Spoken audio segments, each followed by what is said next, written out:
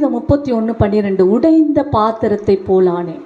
தாவீது சொல்றான், நான் உடைந்த பாத்திரத்தை போலான, என்னுடைய வாழ்க்கை உடைந்த ஒரு பாத்திரத்தை போல் மாறிவிட்டது பாவத்தினால.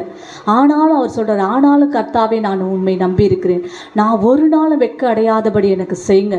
அவர் தேவனுடைய கரத்துல பாவம் செய்த பொழுது தேவனுடைய கரத்துல தன்னை ஒப்பு கொடுத்ததுனால கர்த்தர் அவரை என்ன செஞ்சார், மறுபடியும் ஒரு உன்னத பாத்திரமாய், மேன்மையான ஒரு பாத்திரமாய், தேவனுடைய அழகின் பாத்திரமாய் அவரை வணைந்தார். இன்றைக்கு இப்படிப்பட்ட சூழ்நிலை இருக்கலாம். என் பாத்திரம் துக்கத்தினால நிறைந்திருக்கிறது, என் பாத்திரம் துயரத்தினால நிறைந்திருக்கிறது, என் பாத்திரம் சஞ்சலத்தினால தத்தளிப்பின் பாத்திரமாய் நான் இருக்கிறேன், வெறுக்கப்பட்ட ஒரு பாத்திரமாய் இருக்கிறேன், வெறுமையான ஒரு பாத்திரமாய் இருக்கிறேன், வெட்கப்படுத்தப்பட்ட ஒரு பாத்திரமாய் இருக்க, விரும்பப்படாத பாத்திரமாய் இருக்கிறேன். கர்த்தருடைய கையில உங்களை ஒப்பு கொடுங்க.